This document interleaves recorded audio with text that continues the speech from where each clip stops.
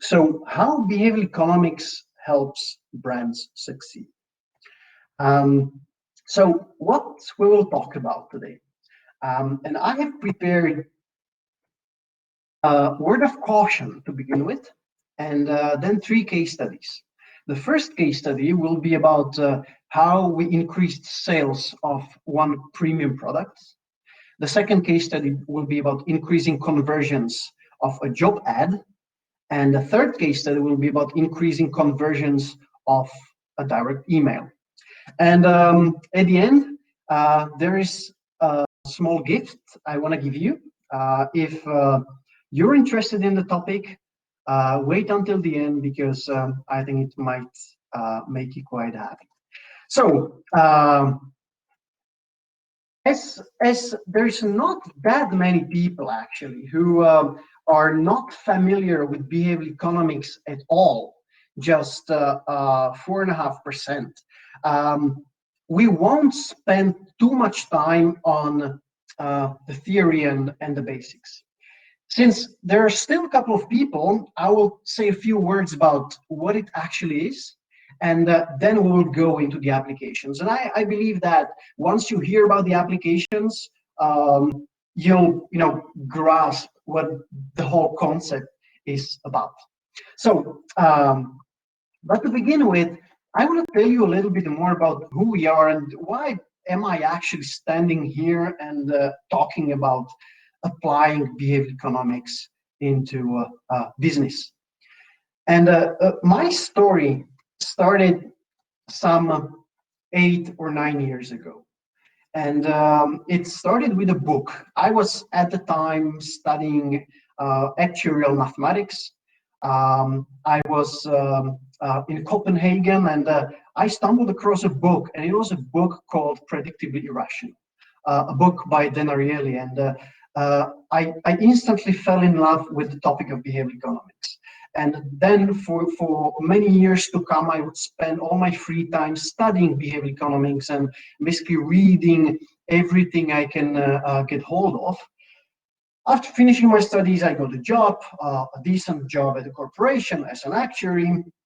And 3 years in the job, I was mentally somewhere else. I was, applying all these behavioral concepts into business, trying to help imaginary companies to do their marketing, their sales better. So I quit, and this happened a little bit more than 5 years ago. And I quit with the idea of starting a behavioral economics consultancy. It was a great idea, but no one wanted to do business with me because I had zero experience, I had zero clients, and I was just, passionate about the topic. So it took a while. It took nearly 2 years to get traction, and now a bit more than 5 years into consulting, we're actually super happy to have worked with some of the biggest banks, insurance companies, telco businesses. And we managed to help a lot of clients, mainly in marketing, sales, and HR. You can see two logos on the screen.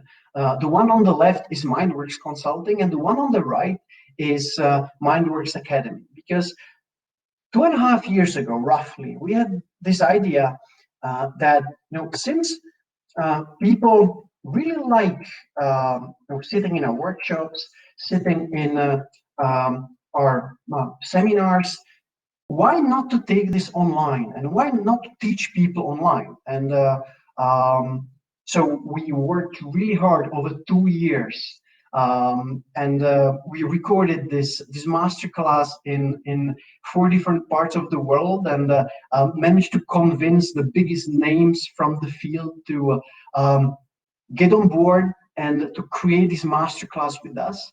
And last year in spring, we launched Behavioral Economics and Psychology in Marketing. And I guess most of you probably know us through Behavioral Economics and Psychology in Marketing, the masterclass. And that's why I will spend most of today showing you more about the consulting part of the business. So let's jump into it, and let's begin with what to be careful about. Um, you shouldn't jump to solutions. As simple as that. What do I mean by jumping to solutions? Well, it has happened to us a lot of times at the beginning. You know, once you understand behavioral principles, and sorry, I forgot, for those who are not familiar with behavioral economics, what it actually is. Behavioral economics is a beautiful mix of psychology, sociology, economics, all kind of social sciences, which study human decisions. How do people make decisions? How do your customers make decisions? And it turns out then when it comes to purchase decisions, around 90 to 95% of purchase decisions happen subconsciously. So where do they happen and what actually influences our decisions? And this is the question that behavioral economics tries to answer.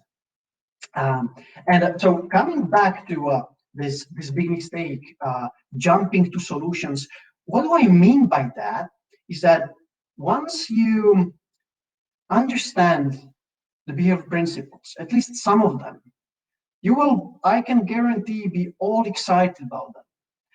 It will look a little bit like magic bullet solutions for conversions, for persuasive communication. But the worst thing you can do is when you face a problem to jump straight to designing solutions. Why is that? Because at the beginning of a project, you don't know what you're designing for. You don't know what problem you're solving. So what do I mean by that?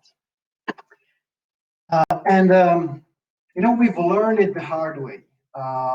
We've worked on a couple of projects in the very beginnings when we didn't have a framework. You know, we didn't have a step-by-step process which would take us and guide us what to do first, what to do next, and when to start designing solutions. And we would jump right into, you know, designing a copy, designing a new text message, designing a new landing page.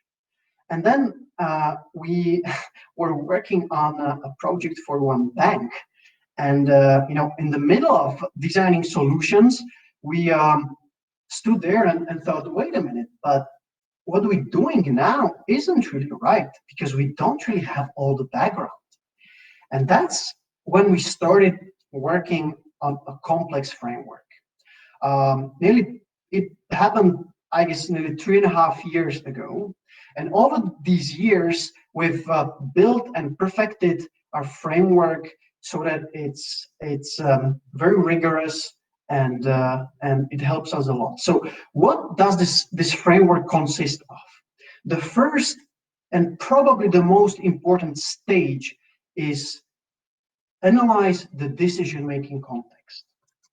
And when I say analyze decision-making context, I mean doing what we call a behavioral audit. In the behavioral audit, you're trying to find out what are the current behaviors, the current habits of your customers, what are their motivations, what are their struggles, but we'll come back to that. Once you have done the behavioral audit and you understand the context, you understand your customers, then you can start designing solutions. And then we have 3 categories of principles, of behavioral principles, which you can take and apply into your interventions. And these are drivers of behavior, tools for choice architecture, and principles about the perception of price and product. And once you have designed the solutions, the last stage is testing, because you can never be sure from behind the desk which solutions will be the most effective. So this is in brief a framework we designed, but I don't want to spend much time on the framework. Just remember, don't jump to solutions before you have understood what is actually the problem that you're solving. And I want to illustrate that with an example. And the example will be the first case study I want to talk about. This was a client where they struggled with selling one premium product. And I cannot really disclose the details, but I guess you'll be able to fill in the gaps. So this premium product was related to cars. And you as a car owner need to buy and use this product on a very regular basis in order to make your car work and operate and move. And so what was the goal was that the context was that this client had basically two versions of the product, a regular version which was cheaper and of a lower quality, and then this premium version which was more expensive but more elaborate, much better for your car, for the maintenance of your car, but so few people were buying this premium product. And they struggled selling it. They struggled increasing sales of this premium product. So we came in and we started by conducting the behavioral audit. And what was it that we did during the behavioral audit? So let's start with the goal. This is quite a complex problem, right? You need to change the behavior of customers so that they stop buying a cheaper product and they start buying a more expensive product. We thought, okay, we must very well understand who are the customers, what is the segmentation, what are the customer groups, what are the current habits of my customers, what are their motivations, what are the barriers which stand in the way, and how we performed the audit was by doing several things, and one of them were observations. So we stood in the gas stations and we observed dozens and dozens and dozens of customers coming in, getting out of their cars and buying this product. We were looking at what they are looking at, what are they reading, where do they stop, how does their decision-making process look like? Because we all know it, when you ask a customer, they will often tell you a story, which is far from the truth. So asking customers is not always the best idea. So observing them very often can be very enlightening, because they're not aware that someone is watching, so they behave very naturally. We interview the staff, we interview the customers, we digged into data, and we also did a survey. And all this gave us a great idea about what are we actually dealing with and what is it that we need to change. And I'll come to that just in a second. But before that, I want to tell you one very important finding, which in my experience, many companies, many marketeers, many salespeople often forget. When you want to change someone's behavior, you need to tackle two aspects. The first aspect is motivation, and we all do that. When you want to persuade someone, you keep talking about the benefits, about how awesome your product is, how good the price is. But very often this is simply not enough. Why isn't it enough? Because we have forgotten about the second aspect of changing human behavior. And the second aspect is removing friction. If I want someone to do something, I must make it as seamless as possible. And very often the friction, the barriers which stand in the way are not some physical barriers, or it's not that for example, online process would be too complicated. It is very often psychological. It can be, for example, uncertainties. If I'm not sure about something, if I'm not sure what the product or what the service will do, how exactly it works, how I can get rid of it, I will never buy it. So this is very important to understand. You can have 100 benefits of your product or your service, but if there is one uncertainty and you don't remove this uncertainty, people won't buy from you. So, and why am I talking about this? I'm talking about this because we, in the behavioral audit, focused exactly on the reasons why not, why people are not doing what we want them to do. And these are a couple of things which we found out. First of all, we figured out that there were several behavioral target groups. We could divide customers, the hundreds of thousands of customers, into 4 behavioral groups. Why do I say behavioral? Because at the end of the day, I don't care whether my customer is a 65-year-old woman or a 20-year-old boy, if they behave in the same way, right? So what I'm interested in is their behavior. And what we found out, and I won't tell you about all the details, but for example, one of the behavioral target groups were men who owned a more expensive car, very often an older expensive car, and who wanted to show off. So if they bought this premium product, their main motivation was to show off, to show the world that they can afford it. And you can imagine that communication towards this group will be very different from the communication to, for example, a second target group, which were women. And we found out that women are much more prone to accepting advice from someone they perceive as an authority. So you have these 2 target groups, and altogether there were 4. You have these 2 target groups towards which the communication must be very different if you want to be persuasive. The second thing we found out was negative social proof.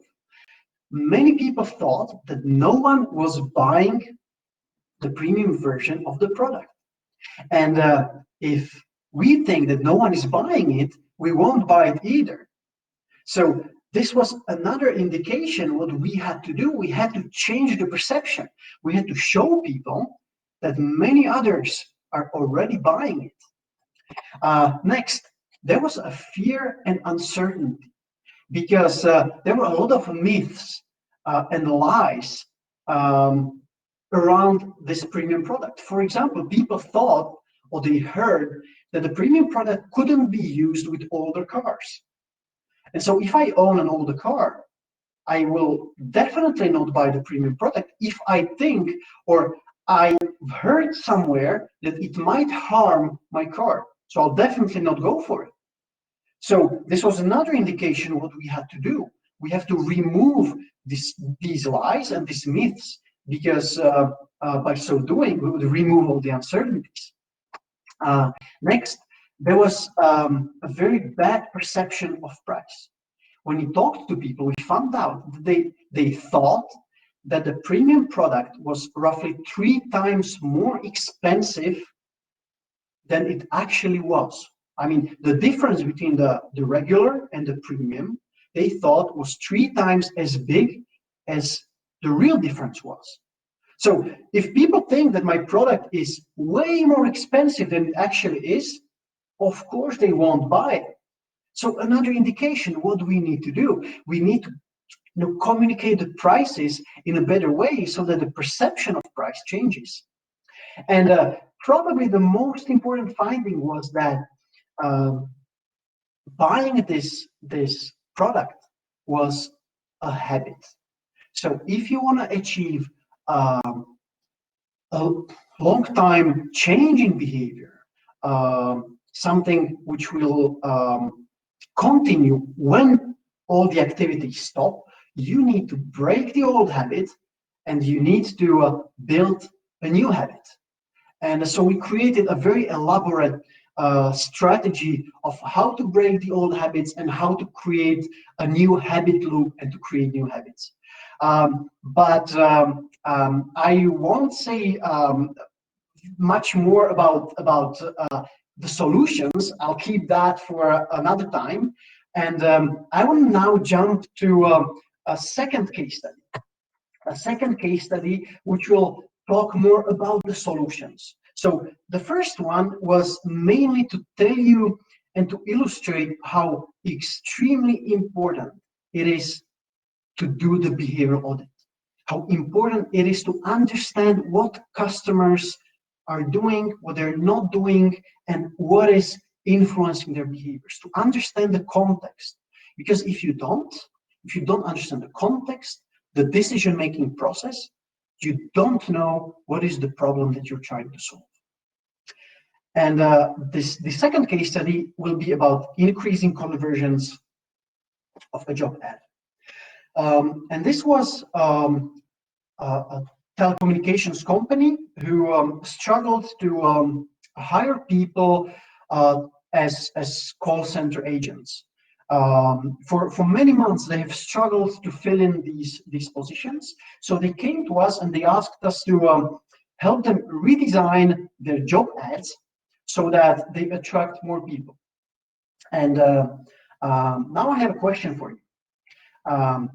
Which of these things do you think we tried to do? And you can vote in the poll. It should be there by now at the very bottom. So what did we do to increase conversions? And you can vote which of those 4 things you think we did.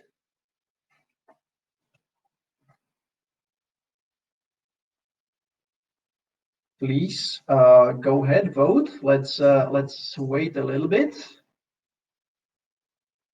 so we can see a strong social proof for the first and the third.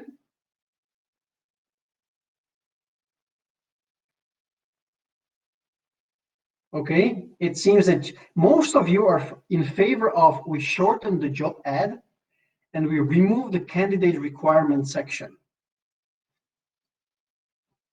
Okay, interesting guesses. Fine, so thank you for voting. And a few surprising moves that we did was that we did all 4 of them.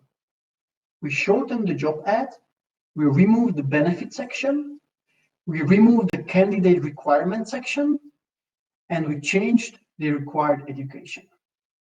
So why did we do that? Shortening the job ad.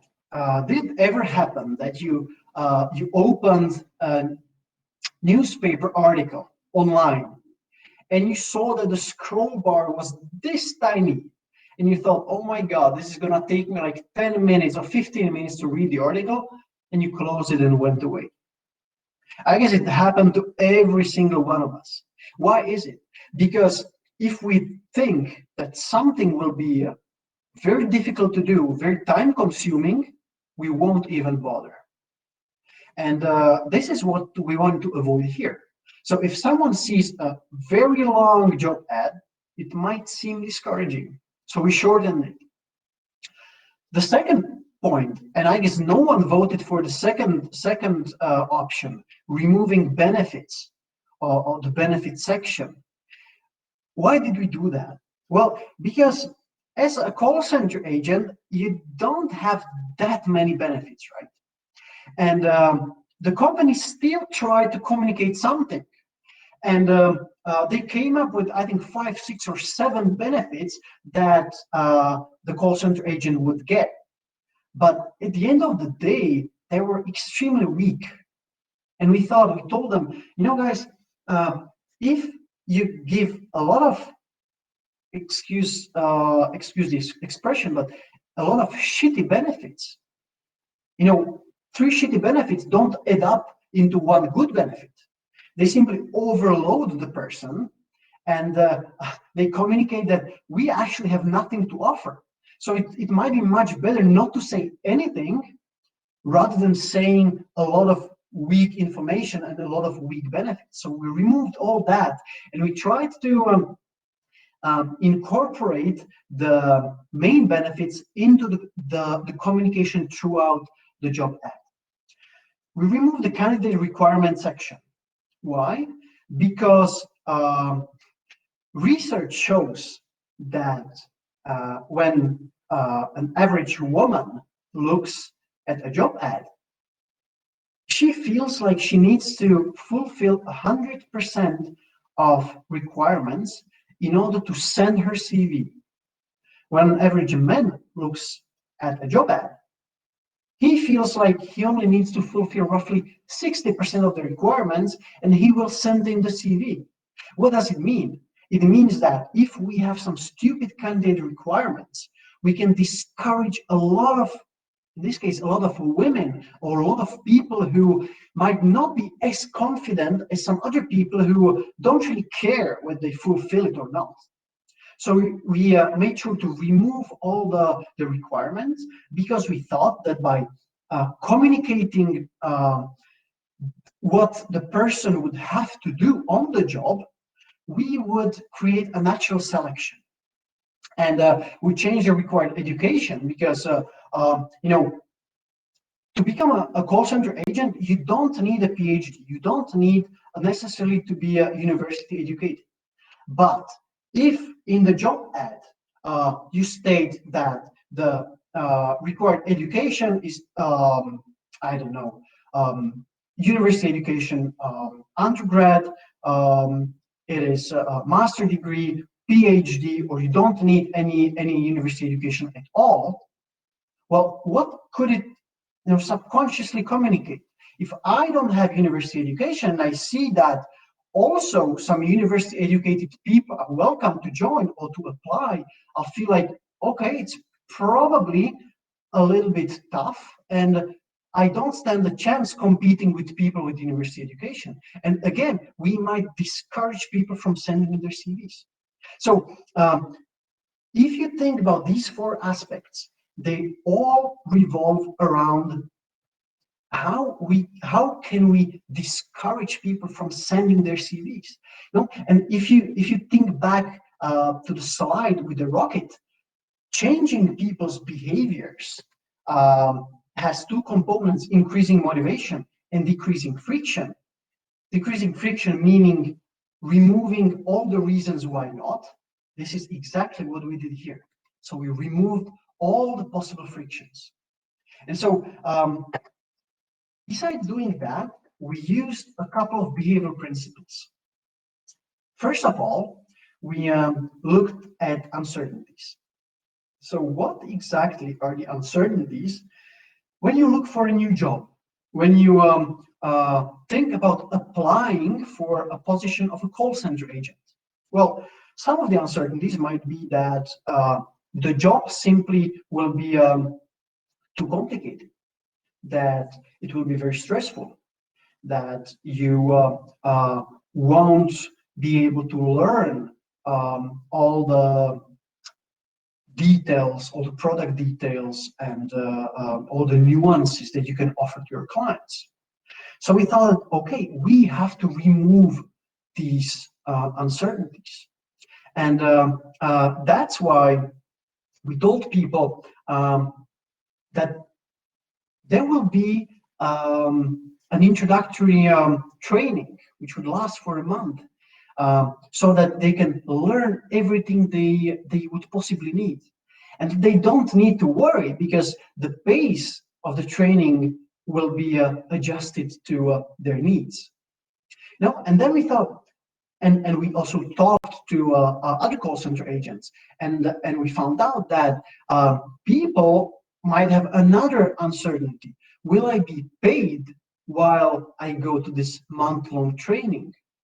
So we had to, we put it in the job ad. No worries, you will be paid while you learn. And this brings me to the second point: social proof.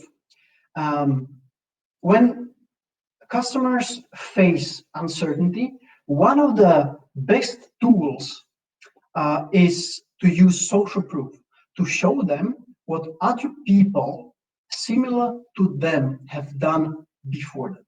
So what we did was that we spoke to other call center agents, and we asked them for testimonials.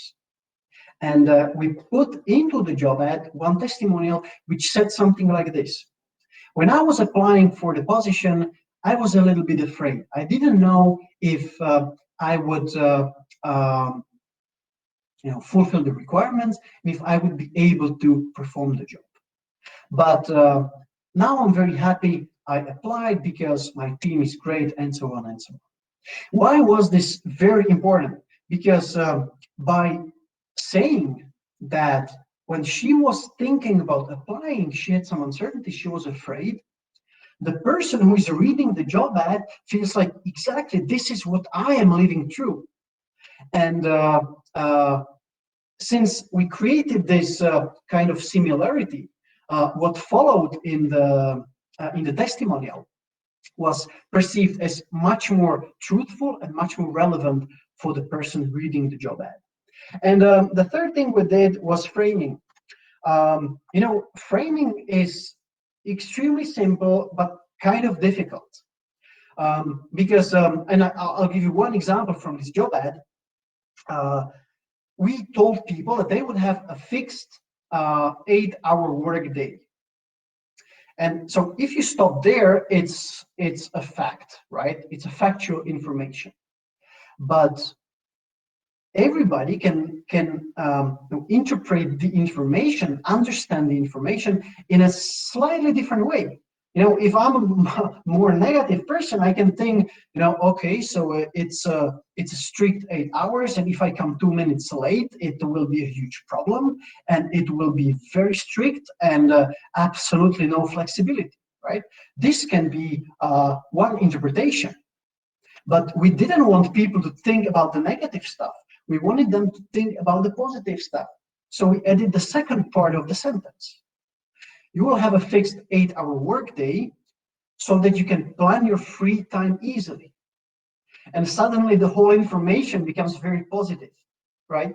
So, and there were, of course, a couple more things we did in the job ad, and the result was that 3 times as many people applied for this renewed or restructured, rewritten job ad compared to the old job ad.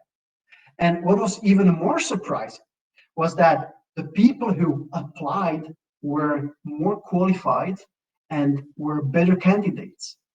So this for me, and I very much hope so for you as well, is an amazing example how just by changing the context, just by changing the perception, because we didn't change the job, we only changed the description, we could change people's behaviors. We could make 3 times as many people to click the button and send in their CVs.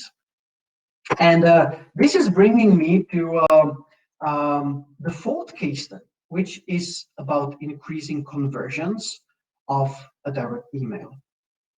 And this was a project for an insurance company. This insurance company wanted to offer to their clients travel insurance for free for 1 year. In a Russian world, this would be an offer which everybody should take, right? If someone's giving me something for free and it objectively it was a good product, why wouldn't people take it? But they wouldn't. The conversion was extremely low. So we came in and we did our behavioral audit. We tried to figure out what could be the problems.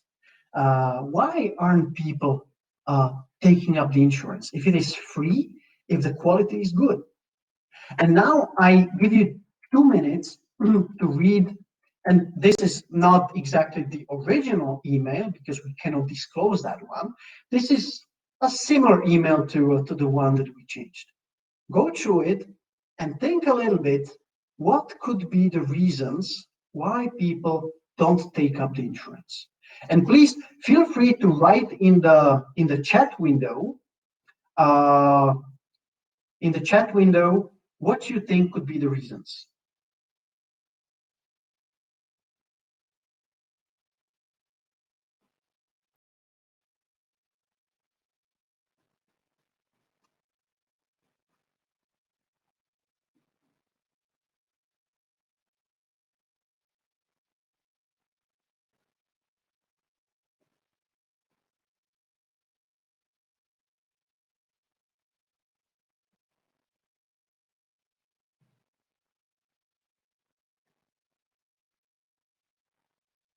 Okay, very good answers.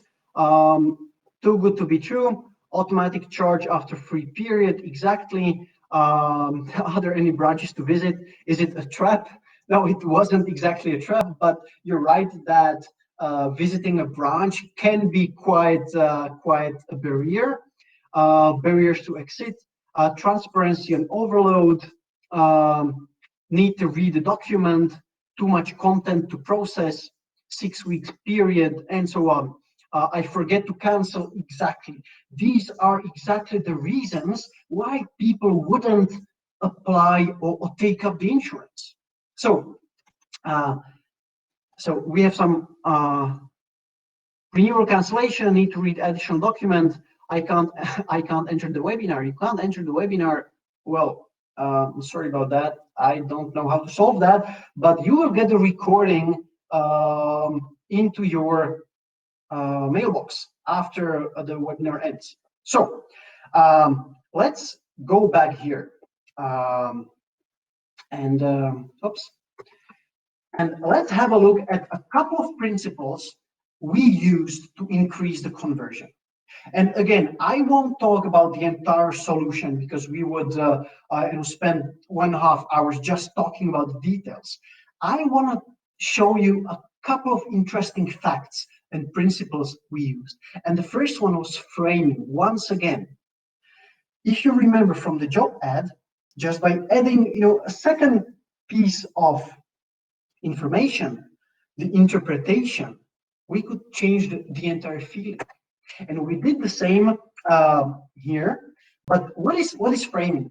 And I want to give you, to introduce it, an example of a case study which Sam Tatum, the Ogilvy strategy director, talks about in our masterclass, because Sam is one of the speakers, or one of the instructors in the masterclass. So what Sam's talk about is a case study they did for Adobe call center. And the problem there was that people would call in to cancel, right? And they struggled to retain and convince them to stay. And as Ogilvy came in and they observed, they listened to the recordings, and they noticed that the most usual question, opening question, was, why are you calling to cancel the subscription? Now, it sounds very reasonable. So I want to find out what's happening, what's going on, why do you want to cancel? But at the same time, if I make someone state out loud their reasons why they want to cancel, they will feel much more committed to actually canceling. This is a principle called commitment and consistency. And the moment Ogilvy guys figured out that there was this principle of commitment and consistency actually playing against them, they changed the opening sentence, or the opening question. And what they started asking from this moment on was, why did you decide to join Adobe in the first place? And they let people tell them the reasons, how they like the product, what were the features that they enjoyed the most, how they trusted the brand, and so on and so on. And the feedback of the call center agents was that suddenly the communication changed, and it was suddenly much more friendly. And the result was an 8.8 increase in retention just by changing the opening question. So this is the power of framing. And now if we come back to our example, this is probably the sentence which is the deal breaker in the email. After the first year, your insurance will automatically renew for $21.60. This is objectively a negative information. So we thought, and this was a project which on which my colleague Mike and Roman worked mostly. Mike, by the way, thank you for assisting me with this webinar. Mike is in the background, changing the view and everything. And they came up with a great framing, how to turn this negative information into a positive information. And they added simply this. After the first year, your insurance will automatically renew for 2160, so that you won't need to worry about your next traveling season. And suddenly, the bad information became positive. And it's these tiny little pieces of, or tiny little changes which you do to your communication, which at the end of the day will make a much more persuasive message, a much more persuasive, in this case, direct email. So this was framing. The second principle we used was endowment effect. So what is endowment effect? Well, the definition says that once we own something, we value it much more than its objective value. And I give you an example. So imagine, and this was a real case, a real case study from a call center once again. This was a call center of a telecommunications company where people would call and they wanted to cancel their subscriptions. And of course, they tried to retain or save these customers. So they would offer, this was quite some time ago, 100 free minutes. So I would call in as a customer and tell them, hi, I want to cancel my subscription. They would be like, okay, so if you stay, we'll give you 100 free minutes. Do you want to stay? And well, it didn't really work. And so they changed it a little bit. Now I would call in and I would tell them, hi, I want to cancel my subscription. And the operator would say, oh, I've just assigned 100 free minutes to your account. Now, if you cancel now, you won't be able to use them. And the retention went significantly up. Now, in a rational world, this wouldn't make any difference at all, right? It is the same 100 minutes, and I have to stay with the company in the first and in the second scenario. But from a psychological perspective, in the first case, I don't own anything. I have to do something in order to get the free minutes. In the second case, I feel like I already own them, and if I leave, I will lose them. And the loss aversion, as many of you know, is a very strong principle which says that we are 2.5 times more sensitive to losses than we are to gains. So how did we use this endowment effect in our case? And what we did was instead of saying click the button and we will give you free travel insurance, we told people, thank you for being with us. You've just received a gift, free travel insurance. So I feel like, okay, I already own the travel insurance. All it takes is to activate it until the 15th of September. So can you feel the difference? Suddenly people feel like they already own the product, and if they don't activate it, they will simply lose it.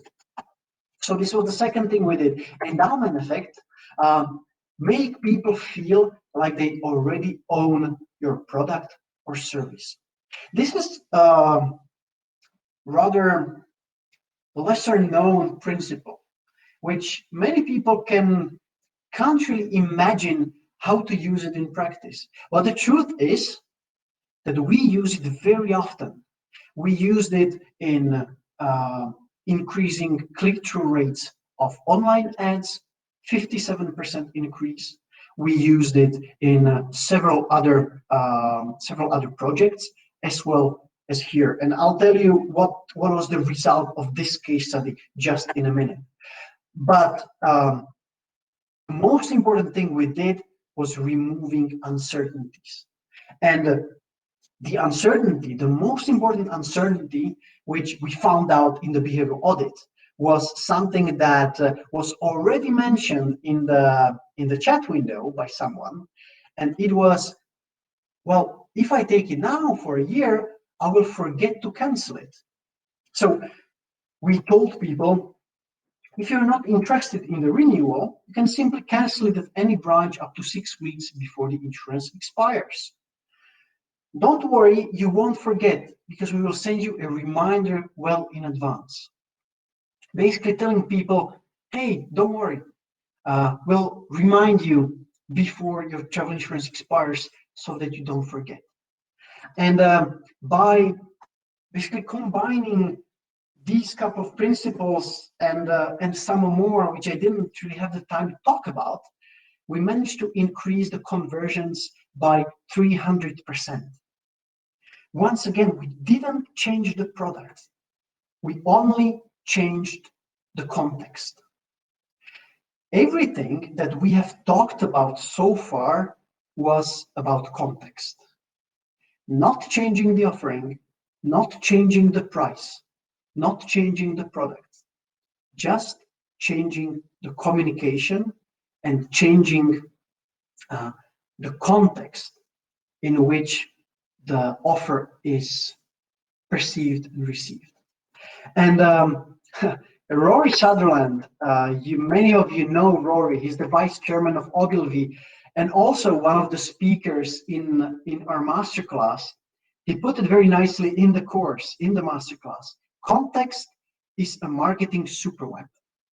The same thing in a different context can be charming, brilliant, and lovely, and fucking creepy and weird. So this is the power of context. And now the question can be, how I now know that the context is very important, that I should play with the context because that can be more important than giving discounts, for example. But the question is, how do I change this context? What are the tools to change it? And if you're interested in that, I think my little gift might come in handy, because this little gift has to do with our masterclass. And if you sometimes find yourself thinking, why the hell what I am doing, why the hell my copy, my sales funnels, my landing pages are not performing. If you find yourself stuck because you cannot come up with new ideas how to make stuff work, if you struggle to stand out from the crowd of your colleagues, from the crowd of other companies doing the same thing as you are doing, because you don't have anything to stand out from the crowd, well, listen up, because this gift once again might come in quite handy. And because when we asked the nearly 1,700 people who enrolled in the masterclass what they liked the most about it, they told us 4 things most often. I now understand why my copy and funnels are not performing. So they understand how their customers decide and what they have been doing wrong so far. I come up with new ideas and strategies which perform much better. They suddenly have the tools to come up with these new ideas. Colleagues turn to me for advice when they're stuck. I became the consumer psychology expert in my team. And this happens quite often. I have the right science-backed arguments to convince my team and my clients that we should try my ideas.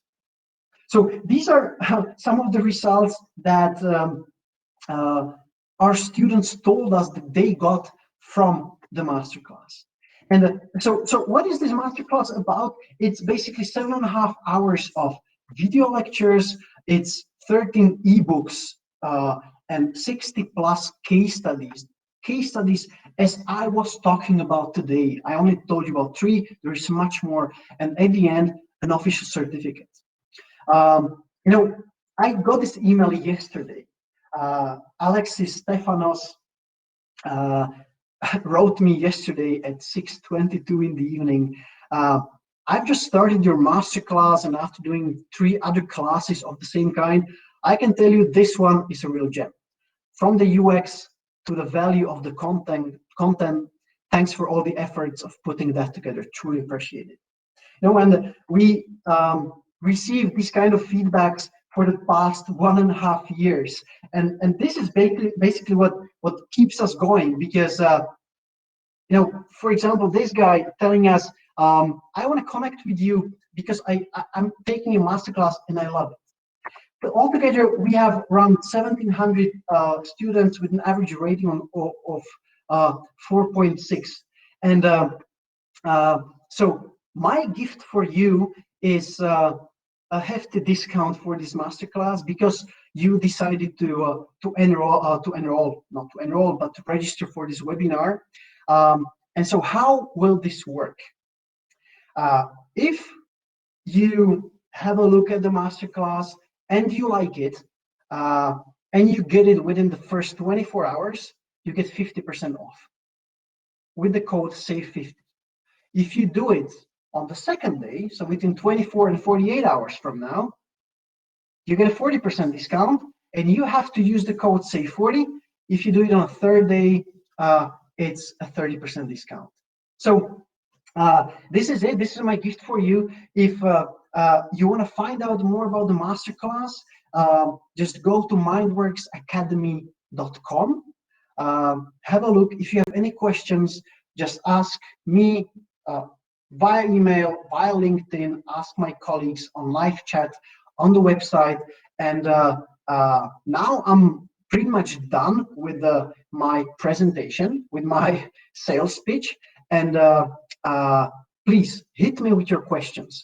And please don't write them in the chat window. But once again, if you scroll a little bit down where the polls are, you will see a questions tab. And please write your questions there. And I will answer them one by one. Okay, so the first question is, but wasn't giving free call minutes like blackmailing the customer to stay?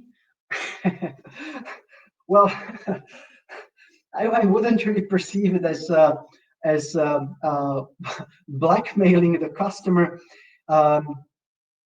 And I think the question of ethics is very important. But in this specific case, I think it is perfectly ethical, because you're giving the customer something for free. You just frame it in a way that it becomes more effective. So yes, definitely we need to be careful about the whether it's ethical or not. But yeah, in this case, I think it's fine. Also, at our company at MINDWORX, one of my colleagues, Roman, he is the ethical officer for our team, and whenever a new project comes, he needs to give it his approval. So yeah, we try to take care of this aspect as well. How did you get your first few clients? That's a good question. The first few clients, well, I was writing and speaking about the topic a lot. So basically, I spent my first 6 months after I quit just talking about behavior economics and writing a lot of articles. Then after half a year, we had the first paid workshop. Then I carried on speaking and writing about it for another year. And then slowly some clients started coming. So it was a long journey, which wasn't very profitable at the beginning, I can tell you, but it was definitely worth it, because yeah, I quite enjoy what I do. Hi, where can we download the slides of your presentation? You will get a recording of the presentation, and I'm not sure if you also get the slides. Can you write in the chat window if you also want the slides or the recording is enough, please? Any examples of something that did not work? Yes, actually, it definitely happens, and I don't want to make this sound like the magic bullet solutions. we did a project for a call center, which didn't work. Simply, it wasn't the right fit. Also, when we design interventions, we design not only one solution, right? But we design a couple of versions of the email or of the text message. And sometimes some of the messages simply don't work, and others do. Because what's beautiful about behavioral science, about behavioral economics, is that it gives you these amazing tools which enable you to come up with great ideas which have high probability of working. But we still deal with people, so you can never be sure which of the ideas will really work and will work best.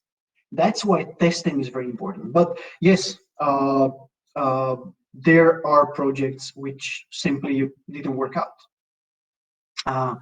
How do you brand yourself so that clients really understand what you do? Does business consultant work? Well, not really. And I'll be honest with you. This is what we're struggling with to this moment. How to brand myself or ourselves. We are consultants, and this is, I think, a good branding. But what kind of consultant?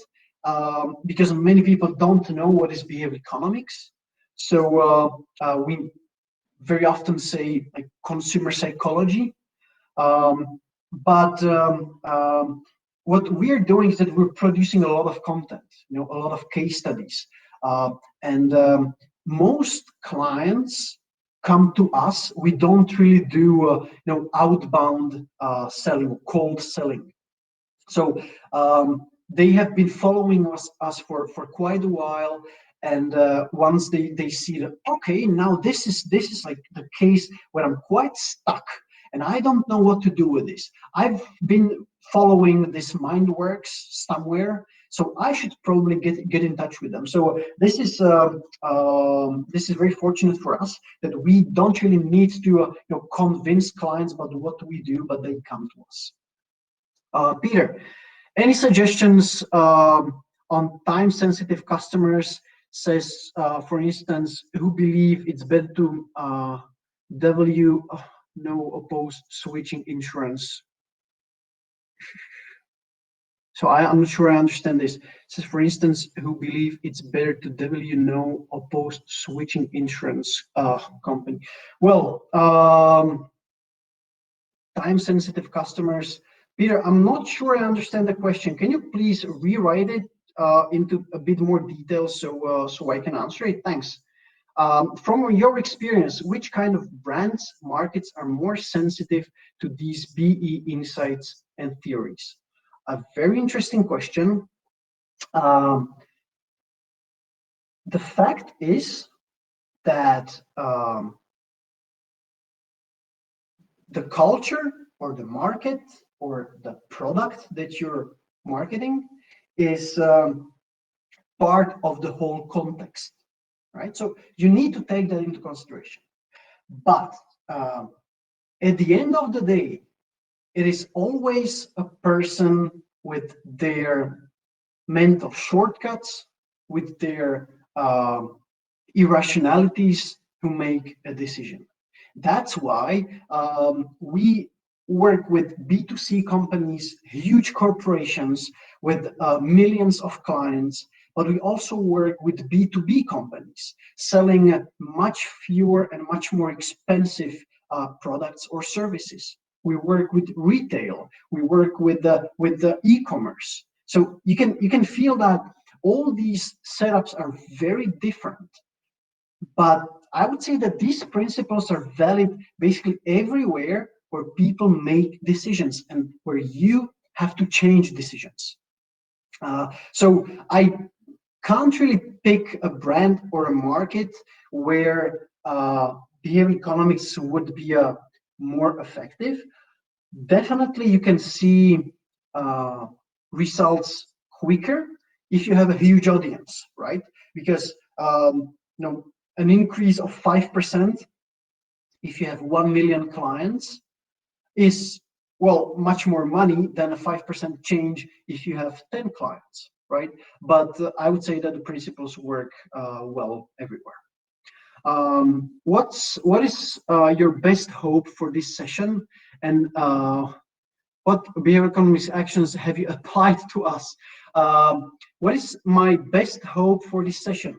Well, first of all, I hope that you learned something, because I told you that getting positive feedback from people and seeing that they have learned something is very, very nice, and it makes you go on. So this is the first thing. Of course, there's this commercial aspect. I would like you guys to have a look at the masterclass and go and get it. There is a 30-day money back guarantee, so you have nothing to lose. That's for sure. And I'd be super happy if we stayed in touch, because we are now working on a new global project, which I didn't want to talk about, but I'll tell you a few words. It's called insidebe.com. And this should be a platform dedicated to behavioral economics in business. Because I'll be honest, I am a little bit frustrated with how the behavioral world works, because so few companies are sharing their business case studies. You always hear about how people, organizations, consultants, practitioners apply behavioral principles in pro-social projects or in government, but no one talks about the business applications. I truly believe that behavioral economics is an amazing business tool. So I would like you to follow my work if you like what you've heard today, because within a couple of weeks or a couple of months, this project will be out there, and I hope you'll enjoy it. Felipe, how would you differentiate BE applied to marketing and sales, and neuromarketing and neurosales? Well, I don't think that playing around with words is the point here, because the main difference are the methods, how you approach customers, or figuring out what's going on with customers in neuroscience or neuromarketing and behavioral economics, for example. Because in neuromarketing, you're trying to find out what's happening in their brains, right? So which centers light up when they see something. But it doesn't really tell you, so what? It tells you, okay, so this happened in the brain, but what should I do now, right? Behavioral economics or behavioral sciences don't really look into our brains. They look more at the behavior. How do we behave? What changes in communication cause what changes in behavior? So I think this is the main difference. But at the end of the day, what we do is that we combine all kind of findings from all kind of disciplines, because the goal at the end of the day to make it work. And I don't care whether I use something which I learned in my physics class, or I use something from neuromarketing or behavioral economics. Where's the border between ethically acceptable and manipulative? I was waiting for this question because it always comes up, and I don't have the answer. Because what we need to understand is that a behavioral principle is like, I don't know, matches, right? Are matches good or bad? Well, neither. They can be used for the good, or they can be used for the bad. And it's the very same with the behavioral principles. They're neither manipulative nor acceptable. They're just tools. What matters is how you use them. Uh, and that's why we have this colleague who is the ethical officer, because uh, sometimes it can be on the borderline. But I don't have a specific answer what is acceptable and what is not. I mean, you need to be aware of it. I mean, there were projects which we refused to do because we thought, okay, this is out of the limits, right? There were some interventions which we came up with, but we decided not to roll them out because we thought, okay, this not might not be ethical enough. So I'm sorry, but I don't have a specific answer. I think, it doesn't matter if you use behavioral principles in marketing or you're a classical marketeer. Uh, if you would market something which you're fine with, then why shouldn't you use behavioral principles? For us, as a rule, we never lie. We always say the truth to customers. So we would never, design something like telling customers, most customers chose this product if it was not true. We simply wouldn't do that. So I think this is kind of the limit. But very good question, and yeah, a tough answer. Can you apply BE strategy with images, or is it better to use with words? Also a good question. Um, and I think you do both, right? Because a picture creates the entire context.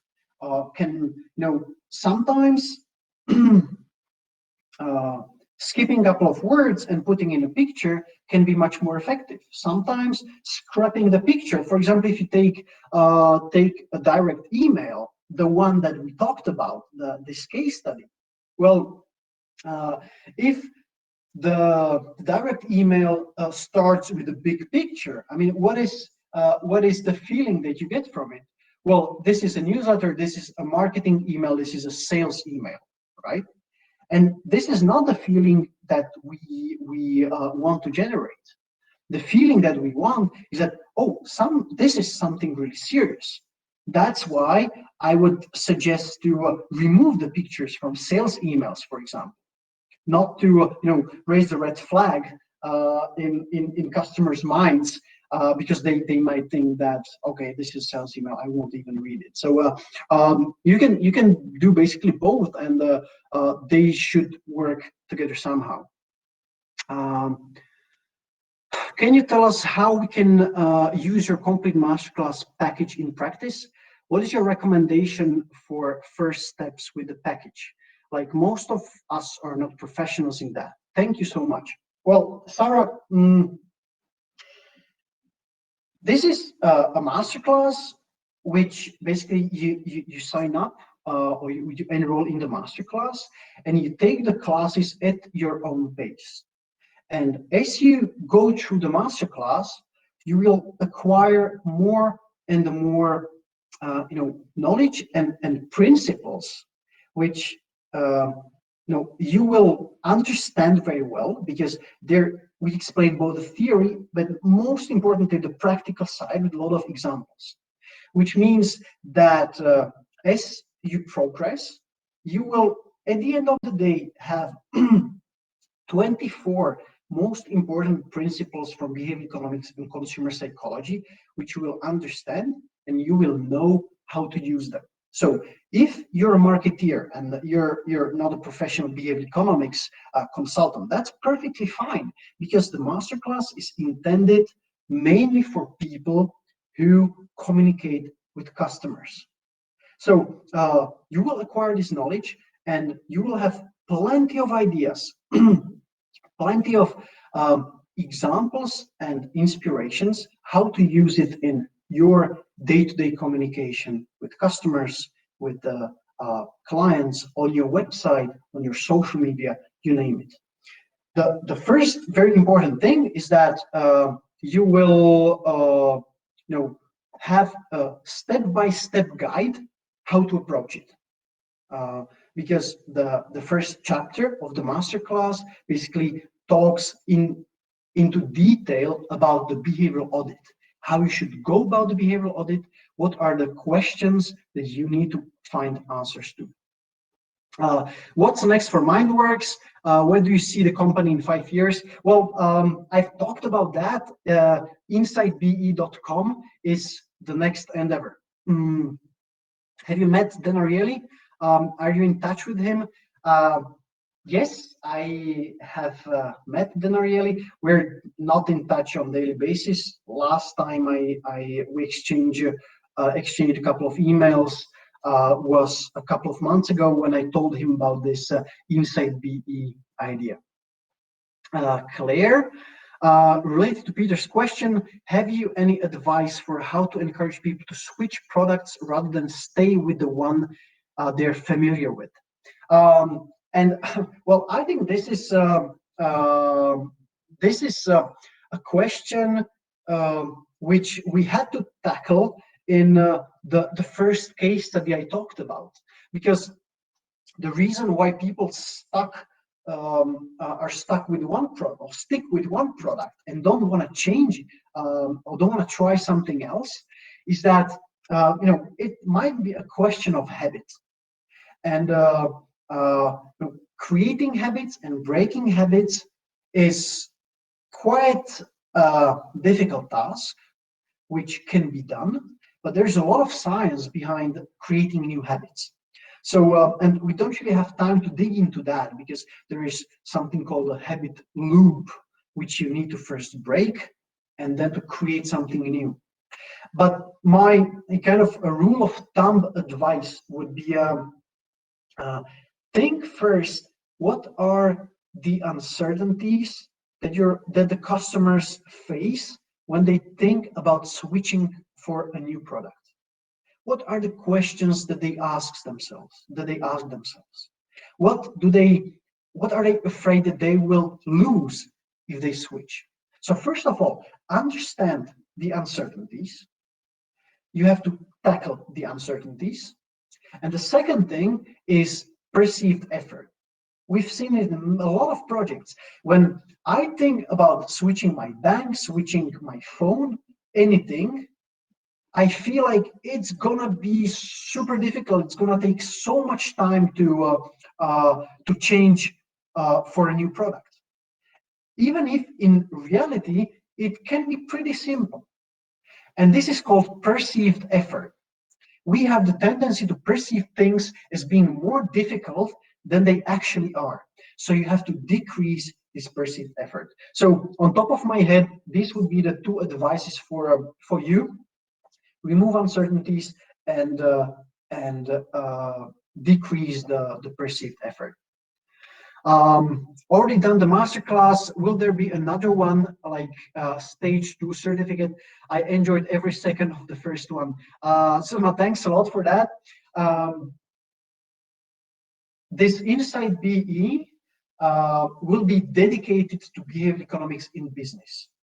And there will be a large section on online education, where we'll be creating new courses which will tackle very specific problems in marketing, in sales. So yes, definitely there will be more online courses and online masterclasses coming up, also with new instructors, new experts who will join in to bring in their knowledge. Ismail, can we connect with you on LinkedIn or Twitter? Of course, please. My name is Matej Sucha. Give me a second. I will switch the slides. Now you can see it on the screen, I hope. Yes, Mike, thank you. So you can see my name there. You can see my LinkedIn, my email address. So please connect with me on LinkedIn, connect with me whenever you wish, and I'll be happy to carry on the discussion at the different channel. Any suggestions on how to encourage customers who are short on time to switch to another insurance company, for example, instead of remaining with the company they're already with? I think this is this what Peter was interested in? I guess Yes, I think it's the same question now. I understand, and I guess I kind of try to answer it with removing uncertainties and decreasing the perceived effort. Uh, okay, what else do we have here? What advice do we have for someone who is in love with BE but does not have a relevant degree? I have been doing online courses, your amazing class included, and reading everything I can. Can I work in the field without a degree?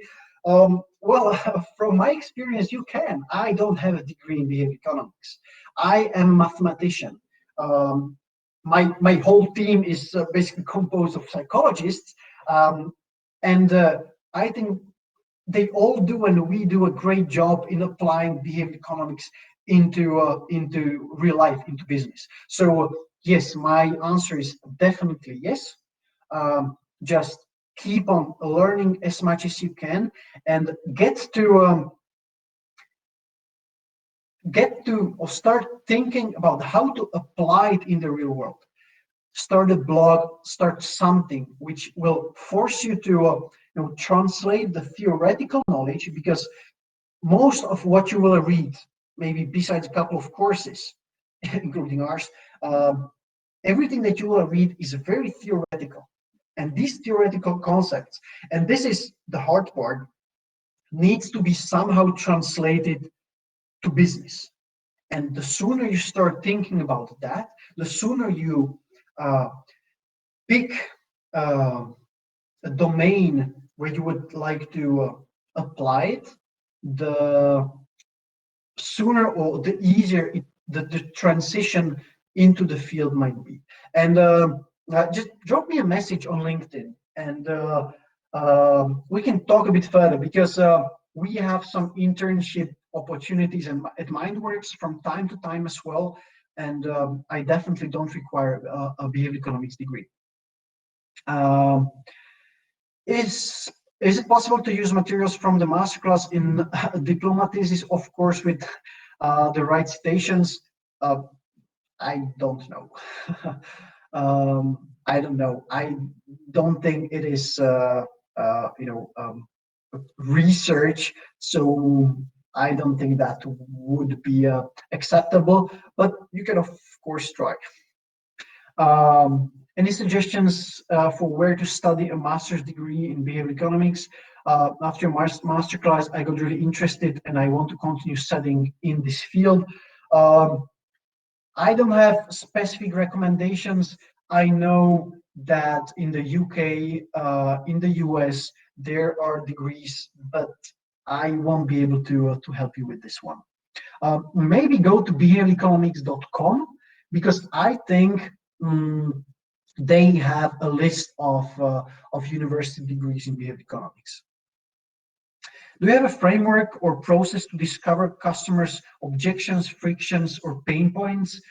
Sites or forums, anything you could recommend? Well, we have a framework, our own framework, which I presented, the ADAPT framework, which is described into more detail also in the masterclass. And well, we have, I think, and the mastermind behind this is Mike, my colleague, who spent dozens of hours, days and days, working on this framework, coming up with all the questions we need to ask, the client, customers, ourselves, and we need to figure out the answers to, in order to figure out exactly what you're talking about: objections, frictions, pain points. So it is quite complex, and honestly, there are quite a lot of frameworks out there, but most of them are quite theoretical. So not sure if I can recommend something which is readily available out there. What is the difference between what is taught in MindWorks and behavior economics? Well, uh, I hope that we manage to teach applied behavioral economics. So, we are not researchers. We are not academics. we apply all these insights and we test all these insights in the real world. So if we want to be successful, we must bring results. Otherwise, companies won't want to work with us. So if you want to learn theoretical or the theory of behavioral economics or behavioral finance, our masterclass is definitely not for you. If you're interested in the applications, in the applied part of it, well, it's then definitely for you, because we teach how to apply behavioral economics, not in a theoretical way, but in a very practical way. And I guess we have gone through all the questions. Well, if there are no more questions, I want to. Oh, there's one more. Matej, congrats for sharing nice stuff. Thanks a lot. That's very nice of you. I'm glad you liked it. So just to wrap it up for the 60 plus people who stayed for the 1.5 hours, it was great talking to you. I'm so happy you had so many questions. If you didn't feel like asking anything in front of others, please write me a message, write me on LinkedIn, write me an email, and I'll do my best to answer. If there's anything I can help you with, recommend some books or anything, let me know. I'll be more than happy to do that. And heads up, there will be more webinars coming up.